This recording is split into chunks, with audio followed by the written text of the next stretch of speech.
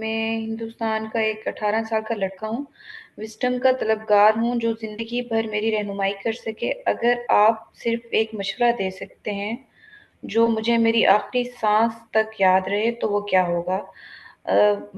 اگر ممکن ہو تو میں جاننا پسند کروں گا اگر آپ اس وقت واپس آ سکیں جو میری عمر ہے 18 سال کی عمر میں، تو آپ اپنے آپ کو کوئی مشورہ یا کوئی اپریسیشن دینا چاہیں گے؟ ان کی عمر میں میرا مشورہ یہی ہے کہ سچے طالب علم بن جائیں۔ اللہ نے جو صلاحیت ان کو دی ہے اس صلاحیت کا جائزہ لے کے یہ علم حاصل کریں۔ علم ان کا انتخاب ہے، کون سا علم، کون سی صلاحیت، کون سا ہنر، اپنی ساری توجہات کا مرکز اس کو بنائیں۔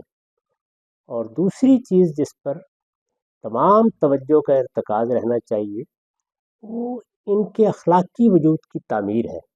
یہ اسی عمر سے شروع ہوگی۔ اگر اخلاقی وجود کی تعمیر میں کمی رہ جائے تو وہ پھر زندگی بھر ساتھ نہیں چھوڑتی۔ یہ فیصلہ کر لیجئے کہ آپ نے کسی کو دھوکہ دینا نہیں ہے، دھوکہ کھانا اس سے بھی بچنا چاہیے، لیکن بہرحال وہ کوئی عیب نہیں ہے۔ آپ نے کسی کو فریب میں مبتلا نہیں کرنا، آپ نے کسی کی جان مال آبرو کو کوئی نقصان نہیں پہنچانا، آپ نے کسی کے بارے میں بدزنی نہیں کرنی، کسی پر جواب میں بھی الزام نہیں لگانا۔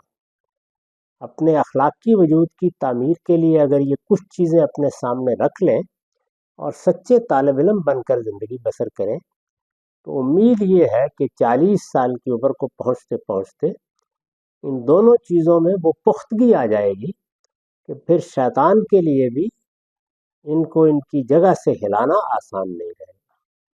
تو میرے نزدیک علم و اخلاق کی قوت ہی انسان کا اصل حسن ہے۔ اسی کے لیے آدمی کو سب کچھ کرنے کو تیار رہنا چاہیے۔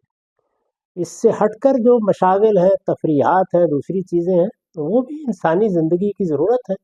انسان کھاتا ہے، پیتا ہے، ان میں سے کوئی چیز بھی ممنوع نہیں ہے، لیکن اس کی توجہات کا ارتکاز اسی چیز پہ رہنا چاہیے کہ میں اپنی صلاحیت کے لحاظ سے علم حاصل کرنے میں کمی نہیں کروں گا اور میں اپنے اخلاقی وجود کو کبھی آلودہ نہیں ہونے دوں گا۔ یہ فیصلہ کر کے زندگی بسر کرنی چاہیے۔